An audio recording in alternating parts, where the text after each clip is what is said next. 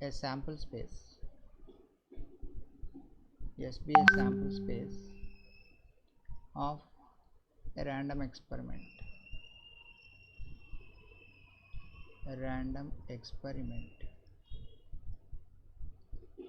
అయితే ఈ అనేటువంటిది ఎనీ ఈవెంట్ అనుకుందాం. ఈ అనేటువంటిది let E be any event.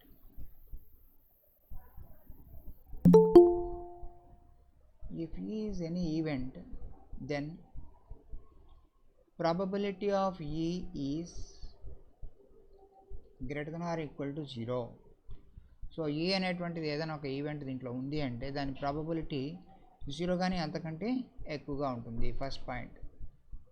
Second point ఏంటంటే probability of sample space is always 1.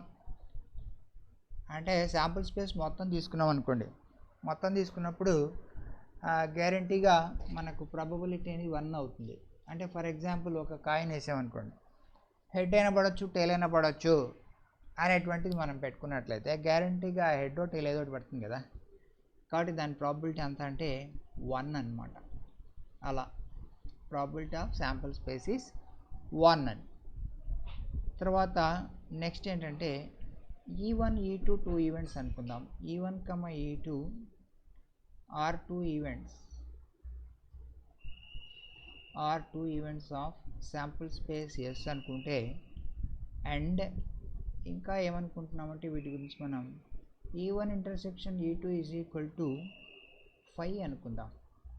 E1 intersection E2 is equal to null set 5 అనుకుంటే, then probability of E1 union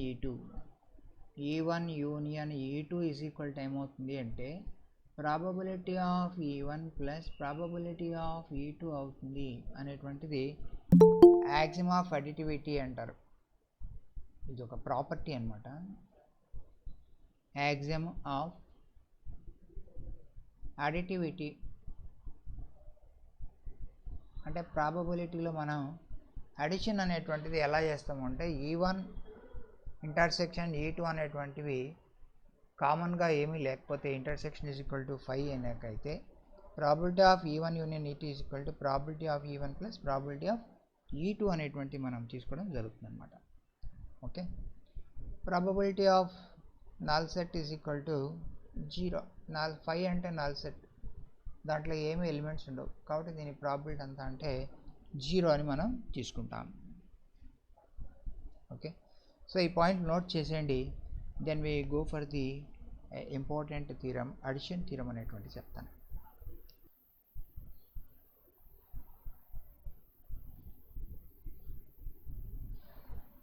next is theorem.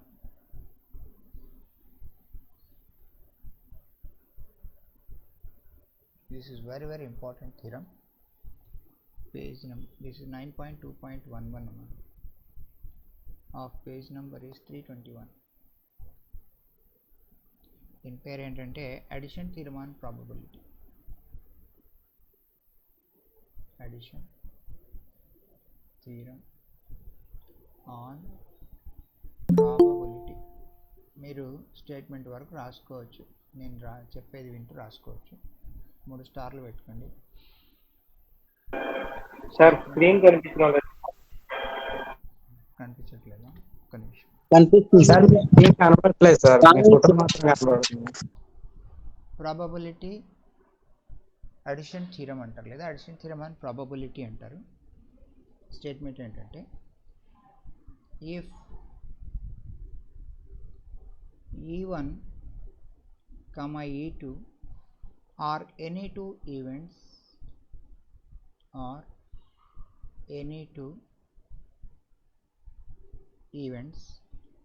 of the random experiment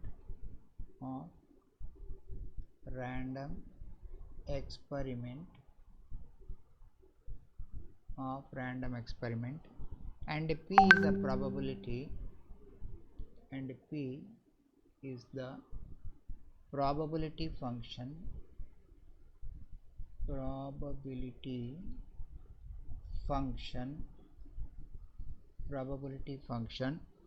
then P of E1 union E2, E1 union E2 is equal to P of E1 plus P of E2 minus P of E1 intersection E2. ఇది statement. మీకు ఎగ్జామ్లో ఏమడుతారంటే state and prove addition theorem అని అడుగుతారు. State and prove addition theorem అంటే statement కూడా మీరే రాసుకోవాలి. ఓకే, దీనికి ప్రూఫ్ ఇంకా ఇప్పుడు రాయడం అందరూ ఆపేయండి, జస్ట్ వినండి అంతే. Very important and simple theorem, disturbances ఏం లేకుండా జాగ్రత్తగా వినండి. ఇక్కడ ఏమంటున్నారంటే ఎస్ అనేటువంటి శాంపుల్ స్పేస్ అనుకుందాం. E1 E2 అనేటువంటివి 2 ఈవెంట్స్. P అనేటువంటిది ప్రాబబిలిటీ అయితే E1 union E2, probability of E1 union E2 is equal to P of E1 plus P of E2 minus P of E1 intersection E2 అని మనం prove చేయాలి. దీంట్లో case 1 తీసుకుందాం. Case 1 ఏంటంటే let E1 intersection E2 is equal to null set అని అనుకుందాం. E1 intersection E2 అనేటువంటిది null set అనుకుంటే అప్పుడు మనం ఏం చేద్దామంటే ఒక చిన్న డయాగ్రామ్ వేసుకుందాం.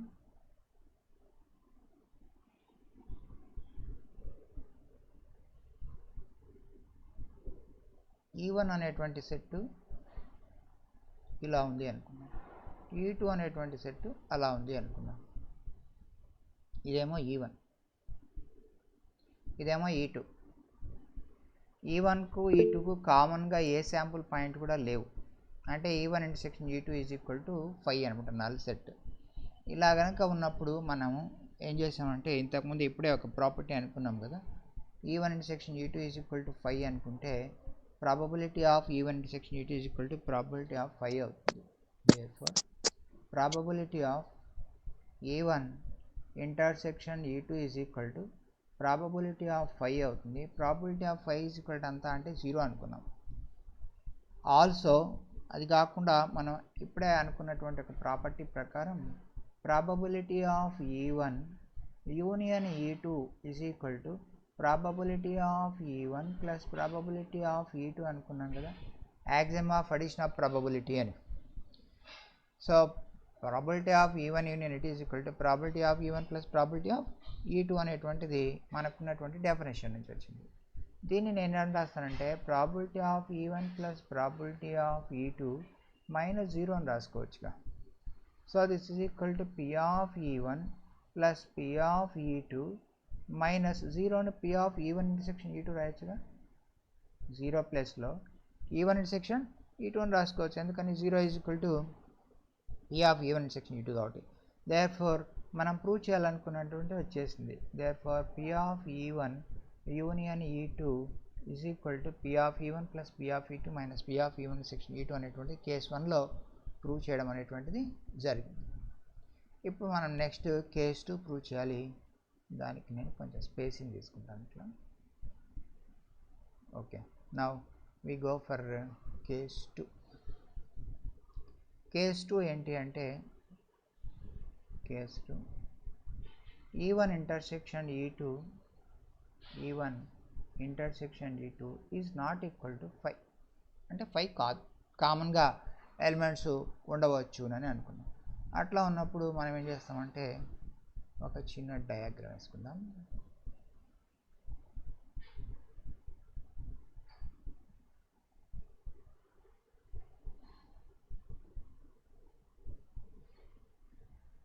అలా ఉందనుకోండి. అండ్ దెన్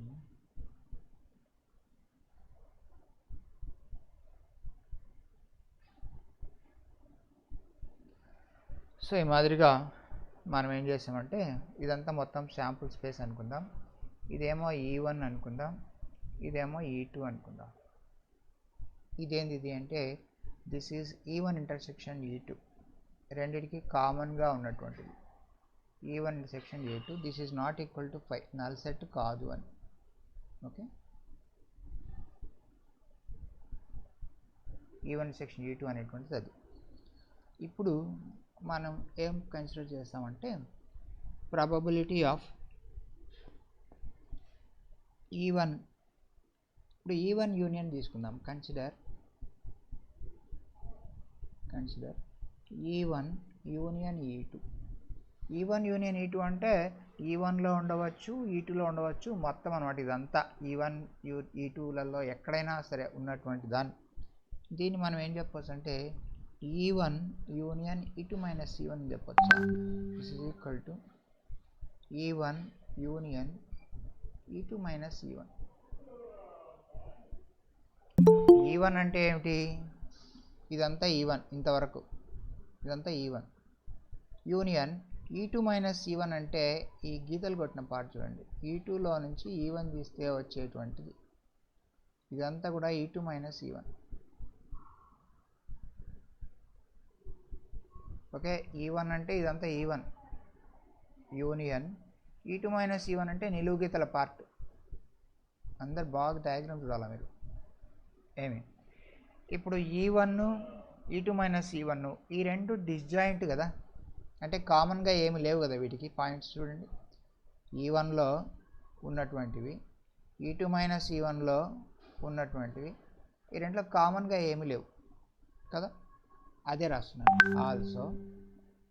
ఆల్సో ఇంకా ఏం రాస్తున్నానంటే నేను ఇప్పుడు E1 intersection E2 minus E1 is equal to ఏమిటి అంటే ఇట్స్ ఎ నల్ సెట్ 5 అని చెప్తాం. Yes, E1 intersection E2 minus E1 is equal to 5. First చెప్పేది నేను తర్వాత డౌట్ అడుగుతారు.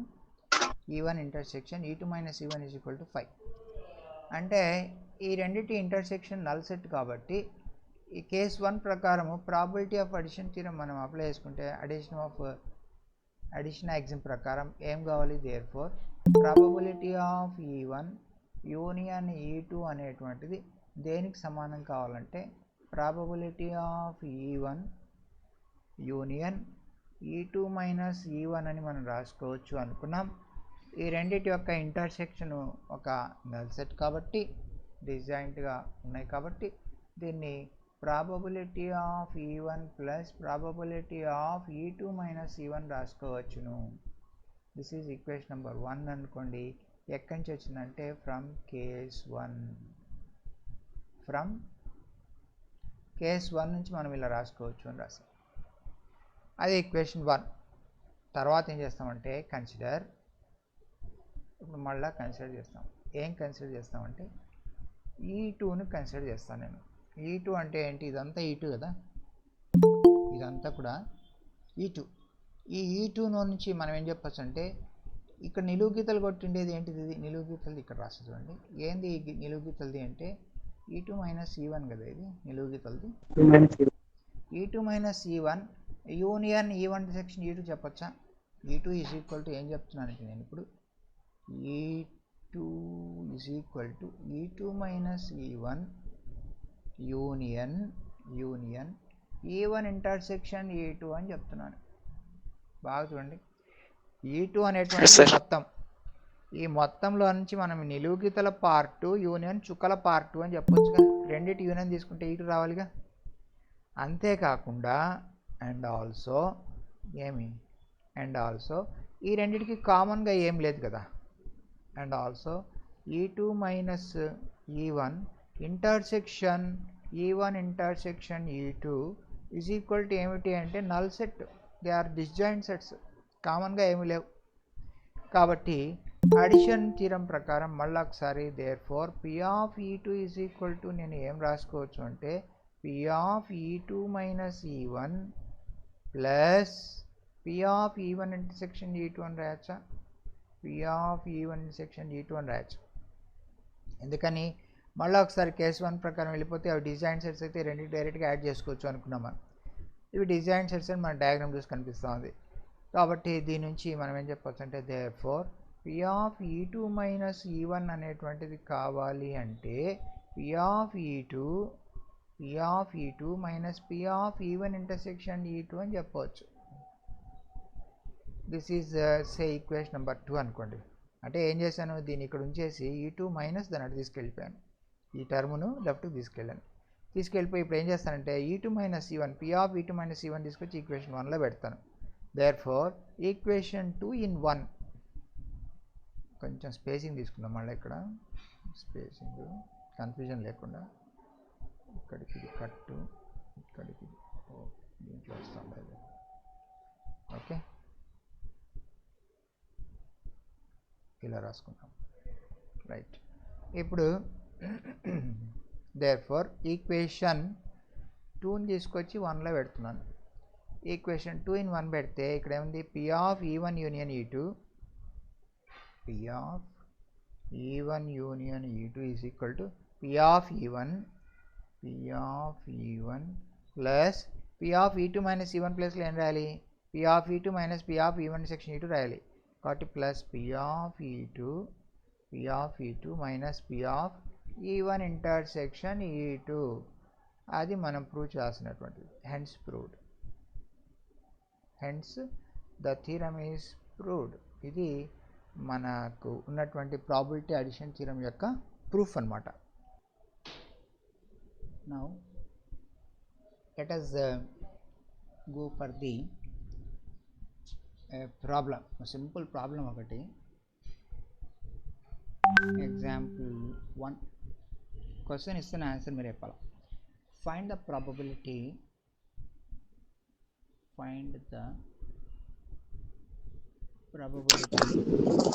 of throwing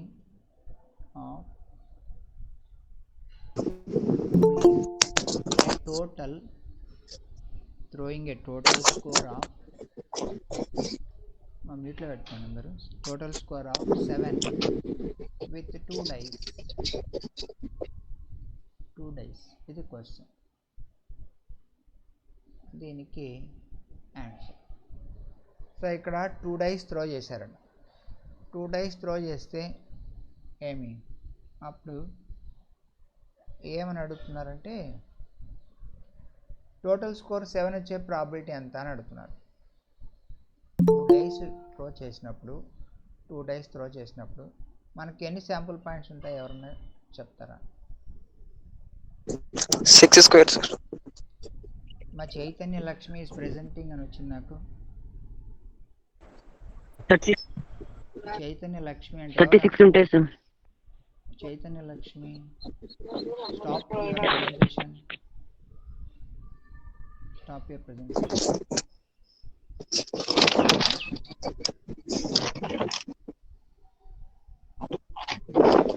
36 శాంపుల్ పాయింట్స్ ఉంటాయి కదా, కాబట్టి n of s 6 into 6 is equal to 36.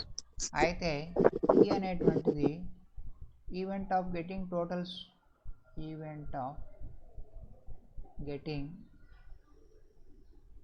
A total of 7 అని చెప్తాం. మరి టోటల్ 7 రావాలంటే ఎన్ని శాంపుల్ పాయింట్స్ ఉంటాయి? 36 సార్. టోటల్ 7 వచ్చేది 6 ఉంటాయి. Good, 6 sir. టేబుల్లో వేసాను కానీ నాకు గుర్తొచ్చిందా మీకు? దాని ప్రకారం చెప్పాలి. 1 6 2 5 3 4 4 3 5 2 6 1, ఇవి కదా. n of e is equal to 6. ఇప్పుడు ప్రాబబిలిటీ ఆఫ్ e ఎంత అని అడిగారు. అంటే m/n కదా ఫార్ములా. ఇది ఏమో m వాల్యూ, ఇదేమో n వాల్యూ కదా. కాబట్టి 6/6 into 6 is equal to 1/6. 1/6. Okay, సరేమ్మా, ఇది మీరు నోట్ చేసేస్తుండండి. నెక్స్ట్ ఇంకొక ప్రాబ్లం చెప్తాను నేను. Next example, find the probability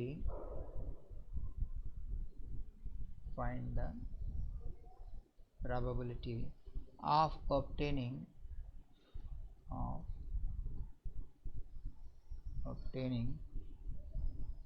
2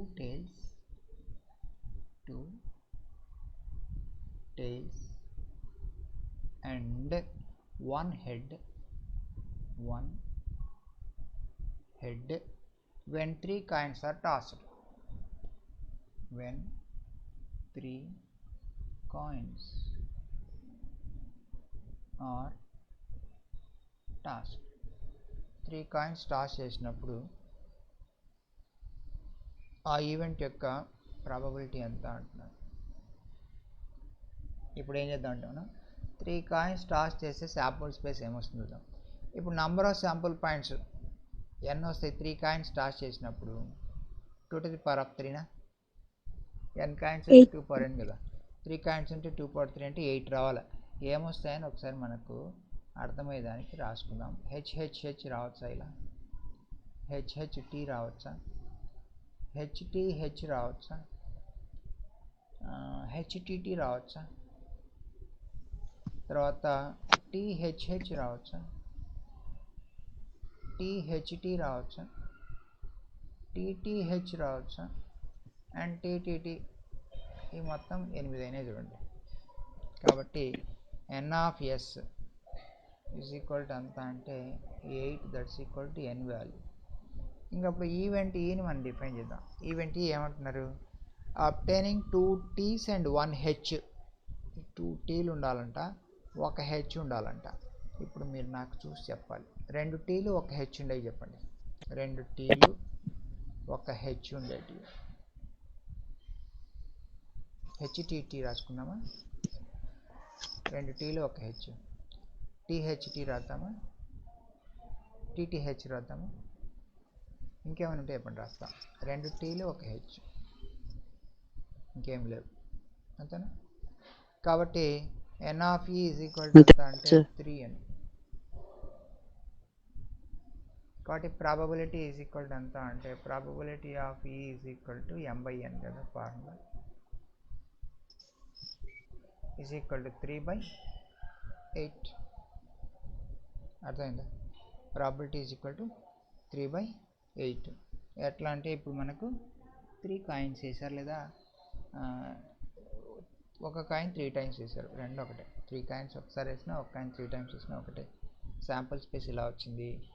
మొత్తం 8 ఉన్నాయి అని రాసుకున్నాం. మనకు కావాల్సిన 2 tails 1 head అన్నారు.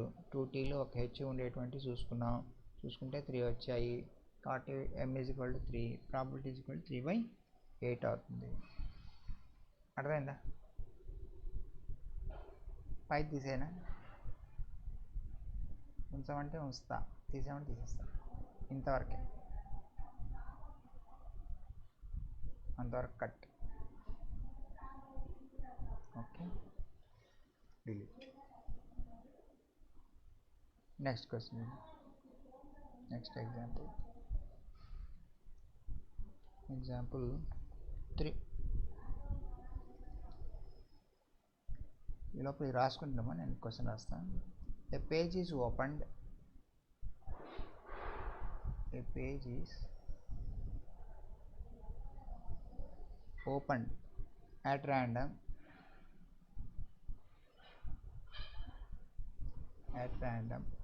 from a book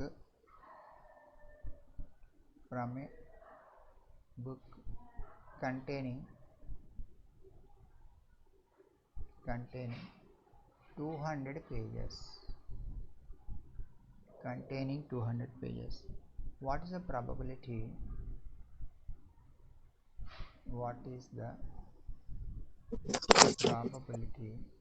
Probability that the number on the page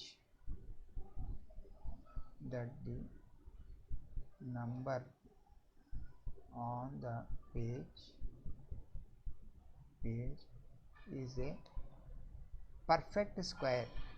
Is a perfect square.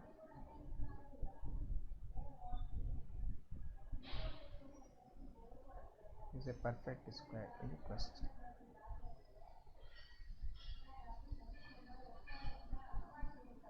So question ఏంటి అనేటువంటిది మనం ఆలోచించుకుంటే,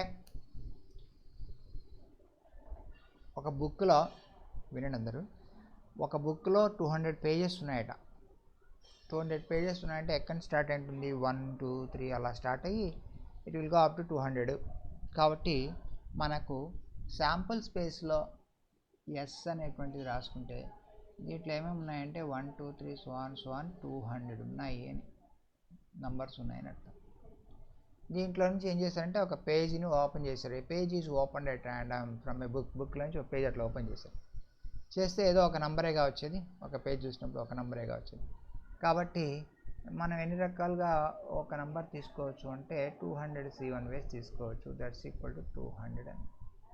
అయితే ఏం అడుగుతున్నారంటే probability that the number on the page is a perfect square. Perfect square అంటే వచ్చినటువంటి నంబరు పర్ఫెక్ట్ స్క్వేర్ ఉండాలంట. పర్ఫెక్ట్ స్క్వేర్ అంటే 1 స్క్వేర్ అయ్యుండొచ్చు, 2 స్క్వేర్ అయ్యుండొచ్చు, 3 స్క్వేర్ అయ్యుండొచ్చు, 4 స్క్వేర్ అయ్యుండొచ్చు, 5 స్క్వేర్ అయ్యుండొచ్చు, 6 స్క్వేరు, 7 స్క్వేరు, 8 స్క్వేరు. నేను ఎక్కడ ఆపాలో మీరు చెప్పాలి, లేకుంటే అలాగే రాసేస్తుంటా. 10 స్క్వేరు, 14 స్క్వేర్ ఉంటుంది సార్.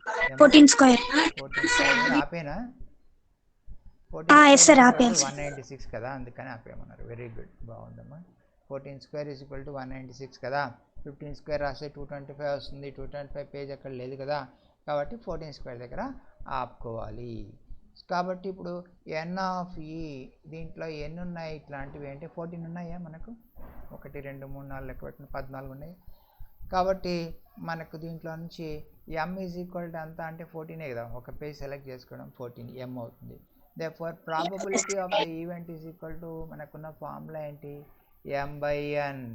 m/n అంటే ఎంత? 14/200, 7/100. ఓకేనా? కాబట్టి probability of the event is equal to ఎంత అంటే 7/100. అందరికి అర్థమైందా? రాసేసుకోండి. మరి ఈ లోపల ఇంకో ప్రాబ్లం ఆలోచిస్తాను నేను. Sir wait sir. కిందది కూడా తుడిపోద్దా?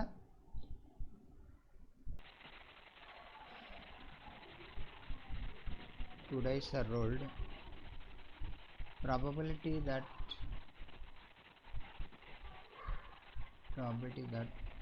none of the dice shows number 2.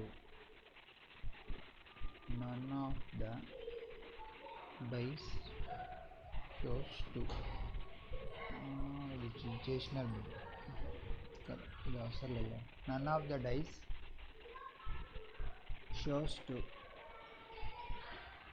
ఈ ప్రాబ్లం నేను చెప్పాను కదా మీకు. దీనికి క్యాన్సర్ 2 డైస్ వేసినప్పుడు n ఈజ్ ఈక్వల్ టు ఎంత వస్తుందంటే 6 × 6 వస్తుంది అనుకున్నాను. అని చెప్పారు సార్. అని నేను చెప్పాను కదా. m ఈజ్ ఈక్వల్ టు ఎంత వస్తుందంటే 5 × 5 వస్తుంది. హోంవర్క్ ఇచ్చారు సార్. హోంవర్క్ ఇచ్చాను. Probability is equal to m/n 5/6 whole square. Okay okay సరే. ఇప్పుడు ఇది రాసుకుంటున్నా పర్లేదు. పై తీసాను. ఇంకా ఒక చిన్న ట్యాబ్లెట్ ఫోన్ ఇస్తాను మీకు. ఇప్పుడు సైలెంట్గా అందరు నోట్ చేసుకోండి. ఇక్కడ ఏంటంటే ఒక ట్యాబ్లెట్ ఫామ్. దిస్ ఈజ్ మనం ఈవెంట్లను ఎలా రిప్రజెంట్ చేస్తాము అనేటువంటిది కూడా తెలుసుకోవాలి. దాని గురించి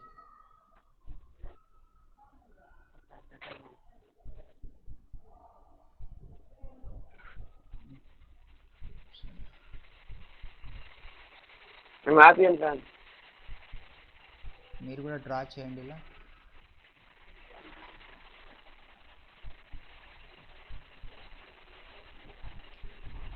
డ్రా చేయండి. ఇక్కడ ఏంటంటే నంబర్ ఇది ఈవెంట్. మా మీట్లో పెట్టండి, అందరూ మీట్లో పెట్టండి. ఈవెంట్ ఇదేమో సెట్. ఫ్యాన్ ఆఫ్ చేసి నెంబర్ 1 ఏంటంటే ఈవెంట్ ఏ ఆర్ బి అక్కర్. ఎప్పుడైనా ఇలా అడిగారు అనుకోండి, ఈవెంట్ ఏ ఆర్ బి అక్కర్ అని అడిగారు అనుకోండి. అలా అడిగినప్పుడు మనం దీన్ని ఎలా రిప్రజెంట్ చేయాలంటే ఏ యూనియన్ బి అని చెప్పాలి. ఏ యూనియన్ బి అని చెప్పాలి. ఏ యూనియన్ బి అంటే ఏమిటంటే ఏ కానీ బి కానీ ఏదైనా జరుగుతుంది అని చెప్పడం. Second, both A and B occur. Both event A and B occur అన్నారనుకోండి. అప్పుడు ఎలా చెప్పాలి దీన్ని అంటే ఏ ఇంటర్సెక్షన్ బి అని చెప్పాలి. ఇలా బోత్ అన్నప్పుడు ఏ ఇంటర్సెక్షన్ బి అని చెప్పాలన్నమాట. ఓకే. నెక్స్ట్ థర్డ్ ఏంటంటే నైదర్ ఏ నార్ బి అన్నారనుకోండి, నైదర్ ఏ నార్ బి అక్కర్స్ అంటే ఏ కానీ బి కానీ ఏది జరగకూడదు. నైదర్ ఏ నార్ బి అంటే ఏ కానీ బి కానీ జరగకూడదు. అప్పుడు ఏం చెప్పవచ్చు అంటే దీన్ని మనం ఏ యూనియన్ బి కాంప్లిమెంట్ అని చెప్పవచ్చు, లేదా A complement intersection B complement అని చెప్పవచ్చు. ఏ కాంప్లిమెంట్ అంటే ఏ జరగనిది అని, బి కాంప్లిమెంట్ అంటే బి జరగనిది అని, A complement intersection B complement అంటే రెండూ జరగనివి అని అర్థం. ఓకేనా? అంటే A union B complement is equal to A complement intersection B complement. తర్వాత A occurs B does not occur, A occurs but B does not occur, అన్నారు అనుకోండి. అలా అన్నప్పుడు దాని అర్థం ఏంటంటే ఏ జరుగుతుంది బి జరగదు, ఏ ఇంటర్సెక్షన్ బి కాంప్లిమెంట్ అని రాస్తాం. A intersection B complement. దీన్ని ఎలా రాస్తారంటే ఏ బార్ బి అని రాస్తారు. ఈ నోటేషన్ తక్కువ, ఏ ఇంటర్సెక్షన్ బి కాంప్లిమెంట్ రాయడం ఎక్కువ అనమాట. ఏ ఇంటర్సెక్షన్ బి కాంప్లిమెంట్ అంటే ఏమిటి అంటే ఏ జరుగుతుంది బి జరగదు అని అర్థం. Okay, next fifth one. Exactly one of the events A B to occur. Exactly one of the events, కొంచెం మ్యూట్లో పెట్టుకోండి, events A comma B occur, A comma B event occur అన్నారనుకోండి. అంటే దీన్ని ఇప్పుడు ఏం చెప్తామంటే exactly one of the events కాబట్టి ఏ జరిగితే బి జరగదు, ఏ జరుగుతుంది ఇంటర్సెక్షన్ బి కాంప్లిమెంట్ యూనియన్, లేదా ఏ జరగదు ఇంటర్సెక్షన్ బి, ఏ జరగదు బి జరుగుతుంది అని చెప్పచ్చు. లేదా దీన్ని ఇంకా విధంగా కూడా చెప్పుకోవచ్చు. ఎలా అంటే A minus B union B minus A అని కూడా చెప్పవచ్చు. అంటే ఏ మైనస్ బి అంటే only A, B minus A అంటే ఓన్లీ బి అని, యూనియన్ అంటే ఓన్లీ ఆర్ ఓన్లీ బి అని. లేదా దీన్ని ఇంకో రకం కూడా రాయవచ్చు. ఎలా అంటే ఏ యూనియన్ బిలో నుంచి ఏ ఇంటర్సెక్షన్ బి తీసేయవచ్చు. ఏ యూనియన్ బిలో నుంచి ఏ ఇంటర్సెక్షన్ బి తీస్తే అప్పుడు కూడా సరిపోతుంది అని. ఓకే, దీనికి ఒక చిన్న డయాగ్రామ్ కూడా వేస్తాను నేను, కొంచెం బాగా అర్థం కావడానికి. ఎక్కడ వేస్తానంటే ఇక్కడ వేస్తాను.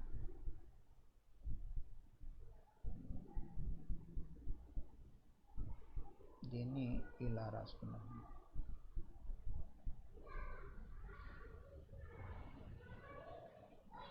అలా ఉందనుకోండి. అలా ఉన్నప్పుడు చూడండి, exactly one of the events occur అంటే ఓన్లీ ఏ అనమాట. ఓన్లీ ఏ జరగడం అంటే ఏంటి, ఏ మాత్రమే జరుగుతుంది. ఈ పార్ట్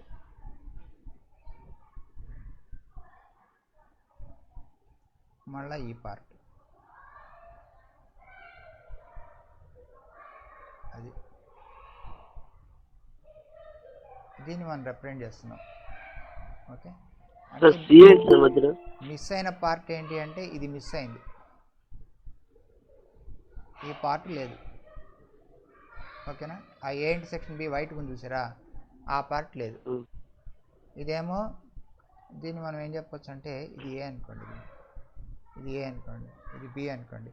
ఈ షేడెడ్ పార్ట్ని ఏం చెప్పొచ్చు అంటే ఏ మైనస్ బి చెప్పొచ్చు. దీని ఏం చెప్పొచ్చు అంటే బి మైనస్ ఏ చెప్పొచ్చు, బి మైనస్ ఏ. ఈ మధ్యలో చూసారా, ఈ మధ్యలో ఉండే వైట్ పార్ట్, దీన్ని ఏ ఇంటర్సెక్షన్ బి చెప్పవచ్చు.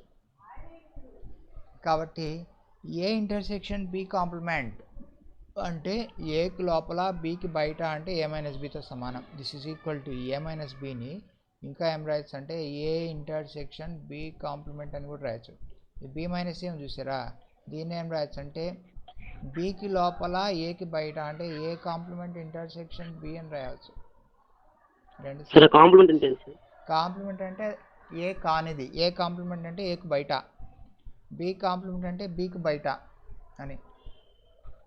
ఏలో జరగనిది ఏ కాంప్లిమెంట్, బి జరగనిది బి కాంప్లిమెంట్.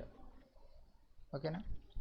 ఏ ఇంటర్సెక్షన్ బి అంటే రెండు జరిగేది, అందుకనే A intersection B complement union A complement intersection B అని రాయవచ్చు. లేదా దీన్ని A minus B union B minus రాయవచ్చు. లేదా ఏ యూనియన్ బిలో నుంచి మొత్తంలో నుంచి ఏ ఇంటర్సెక్షన్ బి తీసేస్తే ఈ మధ్యలో పార్ట్ ఒకటి తీసేస్తే వచ్చేటువంటిది కూడా వీటితో సమానం అవుతుంది. అర్థమైందా? ఈ మాదిరిగా రాసుకోవచ్చు అనమాట. తర్వాత next point number 6, not more than one of the events,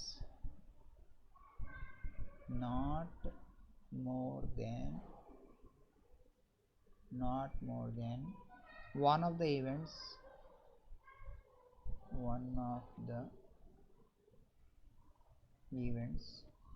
a comma b occurs,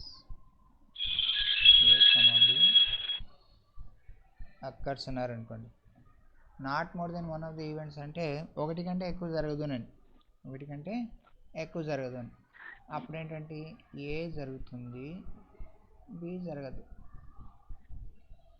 లేదా ఏ జరగదు బి జరుగుతుంది, లేదా రెండు జరగవు. A complement intersection B complement. Not more than one of the events అంటే ఒకటి కంటే ఎక్కువ జరగకూడదు అని కదా అర్థం. ఏ జరగవచ్చు బి జరగకూడదు, బి జరగవచ్చు ఏ జరగకూడదు, అసలు ఏది జరగకూడదు. అసలు ఏది జరగకపోయినా కూడా not more then 1 జరిగినట్టేగా.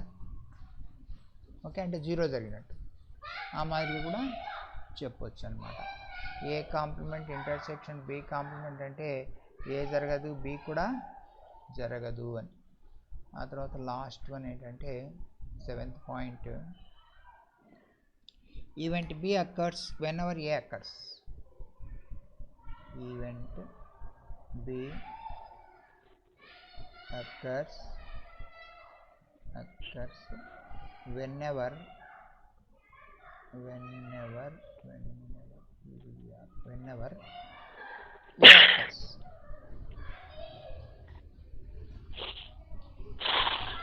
a occurs. whenever a occurs దీన్ని ఎలా చెప్తారంటే, అంటే అర్థం ఏంటి, ఏ జరిగిన ప్రతిసారి కూడా బి జరుగుతుంది అని కదా. Event B occurs whenever A occurs. Event B occurs whenever A occurs. A జరిగిన ప్రతిసారి బి జరుగుతుంది అంటే ఎలా ఉంటుంది, ఏ ఈ సబ్సెట్ ఆఫ్ బి. ఏం పోము,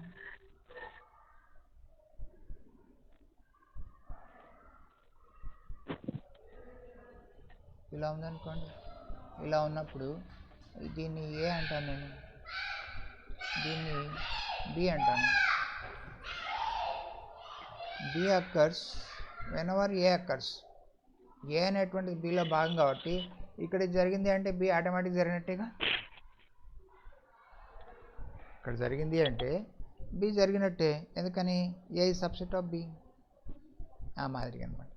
so B occurs whenever A occurs. ఎప్పుడు ఏ జరిగినా సరే బి కూడా గ్యారంటీ జరిగింది అని చెప్పడం అని కనుక ఎప్పుడైనా చెప్తే ప్రాబ్లంలో అర్థం ఏంటి అంటే ఏ ఈజ్ సబ్సెట్ ఆఫ్ బి అని అర్థము.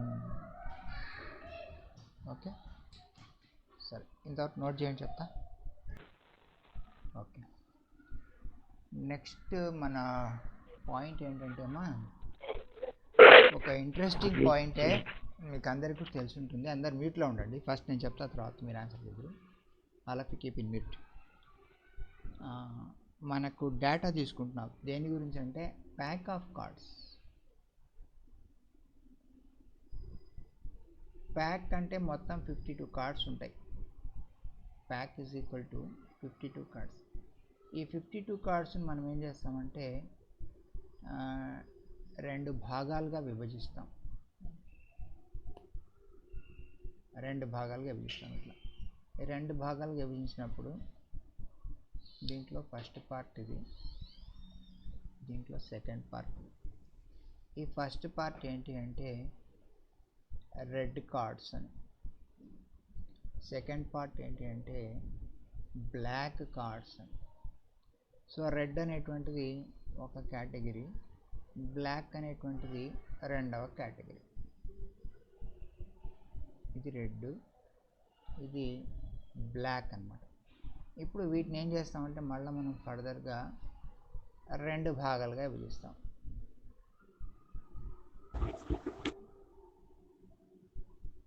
ఈ మాదిరిగా విభజిస్తాం. ఓకే, ఇక్కడ కూడా రెండు భాగాలుగా విభజిస్తాం. ఇట్లా ఈ విభజించినటువంటి వాటిని మనం ఏం చెప్తామంటే దీనికి ఒక సింబల్ ఇస్తాం. ఇదొక సింబల్, ఇదొక సింబల్. ఏంటంటే మీరు మంచి ఆర్టిస్టులు ఉంటారు, నాకైతే బాగా వేస్తారు, కానీ అది అట్లా పెట్టుకొని ప్రస్తుతానికి. నెక్స్ట్ ఇంకోటి ఏంటంటే అలా ఒకటి, అండ్ నెక్స్ట్ ఏంటంటే ఇలా ఒకటి, అలా వచ్చి అలా వస్తుంది. ఓకే, అదొక సింబల్. ఈ సింబల్ కింద మనకు ఏమేమి కార్డ్స్ ఉంటాయంటే ఏ 2 3 4 5 6 7 8 9 10 కింగ్, క్వీన్, జాక్, ఈ కార్డ్స్ ఉంటాయి. ఇక్కడ కూడా అంతే, సేమ్ అవే ఉంటాయి. మళ్ళీ ఏ 2 3 4 5 6 7 8 9 10 కింగ్, క్వీన్, జాక్. ఇక్కడ కూడా సేమ్ రాసుకోండి అందరు నోట్స్లా. ఏ 2 3 4 5 6 7 8 9 10 కింగ్, క్వీన్, జాక్. మళ్ళీ ఇక్కడ కూడా ఈ సింబల్కు ఏ 2 3 4 5 6 7 8 9 10 కింగ్, క్వీన్, జాక్ అని ఉంటుంది. ఇది ప్యాక్ ఆఫ్ కార్డ్స్లో ఉన్నటువంటి స్టోరీ అమ్మా. దీనికి ఏం పేరు పెడతారంటే డైమండ్ అంటాం. Diamond card. ఇదేంది ఇది అంటే హార్ట్ కార్డ్. ఇది స్పేడ్, ఇది కళావర్ కార్డ్. ఈ మాదిరిగా ఉంటాయి. ఇప్పుడు రెడ్ కార్డులు ఎన్ని ఉన్నాయి అంటే 26 ఉన్నాయి. బ్లాక్ కార్డులు ఎన్ని ఉన్నాయంటే 26 ఉన్నాయి. ఈ డైమండ్ కార్డులు ఎన్ని ఉన్నాయంటే 13 ఉన్నాయి, 13 ఉన్నాయి. హార్ట్ కార్డులు ఎన్ని ఉన్నాయంటే ఇవి కూడా 13 ఉన్నాయి. స్పేడ్లు ఎన్ని ఉన్నాయంటే 13 ఉన్నాయి. కళావర్ ఎన్ని ఉన్నాయంటే 13 ఉన్నాయి. సో ఈ మాదిరిగా తర్వాత ఏలు ఎన్ని ఉన్నాయి, నంబర్ ఆఫ్ ఏస్ ఎన్ని ఉన్నాయంటే 4 ఉన్నాయి. 2s ఎన్ని ఉన్నాయంటే 4 ఉన్నాయి. 3s అంటే 4 ఉన్నాయి. డిటో కింగ్లు ఎన్ని ఉన్నాయంటే 4 ఉన్నాయి. క్వీన్లు ఎన్ని ఉన్నాయంటే 4 ఉన్నాయి. జాక్లు ఎన్ని ఉన్నాయంటే 4 ఉన్నాయి. ఓకే, కింగ్ అనేటువంటిది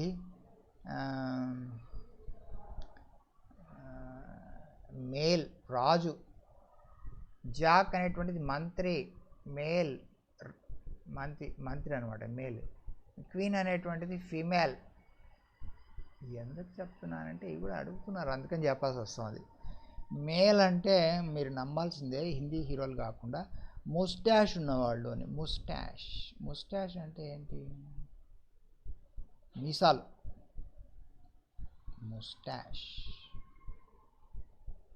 ముస్టాష్ ఉన్నటువంటి కార్డ్స్ అన్నీ ముస్టాష్ ఉన్నటువంటి కార్డ్స్ ఎన్ని అంటే ఎన్ని వచ్చాయి? 8 వచ్చినా? ముస్టాష్ ఉన్నటువంటి కార్డ్స్ 8. నాన్ ముస్టాష్ ఎన్ని అంటే 4. ఒకసారి అడిగారు, అడ్వాన్స్లో అడిగారు, అందుకని చెప్తున్నా. ముస్టాష్ అంటే మీసాలు ఉన్నటువంటి కార్డులు ఎన్ని ఉన్నాయి అని క్వశ్చన్ అడిగారు. ఎన్ని ఉన్నాయంటే దాని మీద బేస్ చేసినాం. మనము కింగ్కు, జాక్కు ముస్టాష్ ఉంటాయి కాబట్టి 8 ఉంటాయి. ఇంకా ఏమడుతున్నారంటే ఫేస్ కార్డ్స్. ఫేస్ అంటే ఏంటి తెలుసా? మొహం ఉండేది. ఈ 3 కూడా మొహం ఉన్నటువంటి కార్డ్స్. అంటే ఈ 3 కింగ్, క్వీన్, జాక్ అని చూసారా? ఫేస్ కార్డ్స్ ఎన్ని అంటే 4 into 3, 3 into 4, 3 into 4 is equal to 12. 12 కార్డ్స్కు face ఉంటుందన్నమాట. ఫేస్ ఉన్నటువంటి కార్డ్స్ ఎన్ని అంటే 12 ఉంటాయి. కింగ్లు ఎన్ని అంటే 4 ఉంటాయి. క్వీన్లు ఎన్ని అంటే 4 ఉంటాయి. జాక్లు ఎన్ని అంటే 4 ఉంటాయి. వీటన్నిటికి ఫేస్లు ఉంటాయి కాబట్టి మనకు 4 3 12 ఫేస్ కార్డ్స్ 12 వచ్చాయి. ముస్టాష్ ఉంటాయి. ఇది కింగ్కు జాక్కు ముస్టాష్ ఉంటాయి, అవి 8 ఉంటాయి. ఇట్లా డేటా మనకు తెలిసి ఉండాలమ్మా, ఇది విషయం. Question is probability of drawing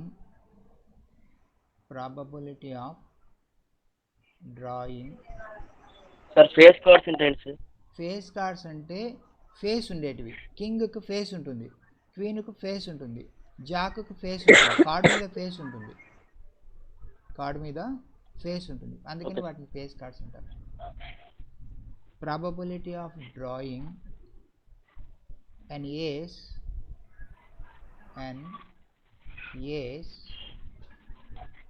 or a spade from pack of cards, ఇది క్వశ్చన్. మరి నాకు ఆన్సర్ చెప్తారా? Spade, ace or a spade అన్నాం. ఏస్ ఆర్ ఏ స్పేడ్ అంటే మీరు ఏం చెప్పారు? ఇప్పుడు ఎన్ని కార్డ్స్ ఉన్నాయి? 4/9 సార్. 16. ఏస్ ఆర్ స్పేడ్ అంటే ఎన్ని చెప్పారు? 16 సార్. 16/52 సార్. కట్ చేశారా? Is equal to 4 into 4 divided by 4 into 13 cut చేసి చెప్తున్నారు నాకు. Very good. 4/13 is the answer. ఇది మీకు ఎగ్జామ్లో 2 marks question. Okay,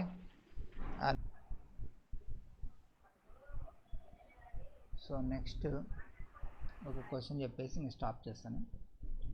this is example 6. A and B are two events. A and B are two events.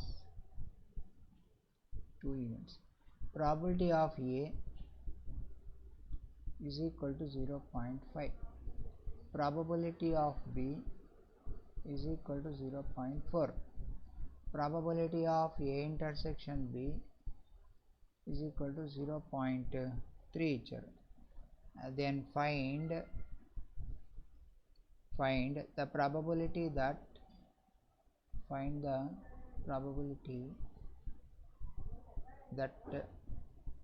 number 1, A does not occur.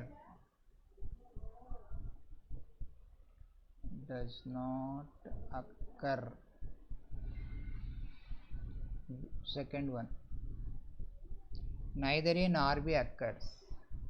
Neither A nor B occurs. ఇది అడిగారు. So మనకి ఇక్కడ ఏమి ఇచ్చారంటే probability of ఏ అక్కర్ ఇచ్చారు. ఎంత అంటే 0.5. దీని నుంచి ప్రాబబిలిటీ ఆఫ్ ఏ కాంప్లిమెంట్ రాయొచ్చు కదా. ఏ కాంప్లిమెంట్ అంటే ఏంటి? 1 మైనస్ పి ఆఫ్ ఏ అని, అంటే 1 minus 0.5. 1 minus 0.5 is equal to 0.5.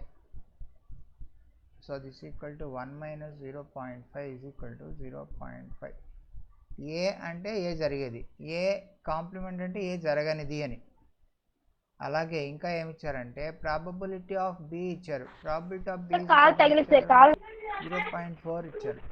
కాబట్టి దీని నుంచి మనం ఏం చెప్పొచ్చు? Probability of B complement is equal to 1 minus probability of B అని చెప్పవచ్చు.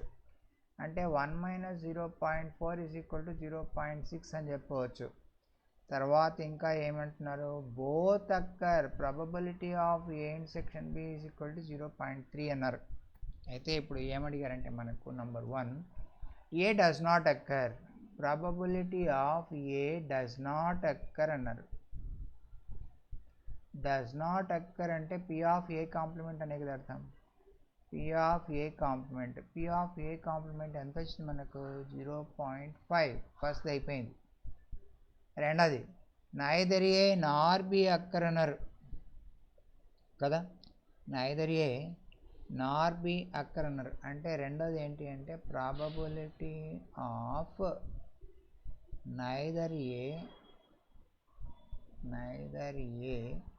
నార్ బి అక్కరనర్. నైదర్ ఏ నార్ బి అక్కర్ అంటే అర్థం ఏంటి, మనం అనుకున్న వాటిలో ఏ యూనియన్ బి కాంప్లిమెంట్ అని కదా, ఏ యూనియన్ బి కాంప్లిమెంట్ అని అర్థం. నైదర్ ఏ నార్ బి అక్కర్ అంటే ఏ జరగకూడదు బి కూడా జరగకూడదు అని, రెండిట్లో ఏదో ఒకటి జరిగేదానికి కాంప్లిమెంట్ అని. ఏ యూనియన్ బి కాంప్లిమెంట్ అంటే మనం ఏం రాసుకోవచ్చు, 1 - p of A union B రాసుకోవచ్చుగా. ఇప్పుడు ఏ కాంప్లిమెంట్ అంటే 1 - p ఆఫ్ ఏ రాసాం కదా, అలాగే ఏ యూనియన్ బి కాంప్లిమెంట్ అంటే 1 - p of A union B రాయొచ్చు. 1 - p of A union B అంటే మనకున్న అడిషన్ థీరం ప్రకారం ఏమొస్తుంది, p of A plus p of B minus p of A intersection B కదా మనకున్నటువంటి థీరం, ఇప్పుడే ప్రూవ్ చేసాం కదా మనం.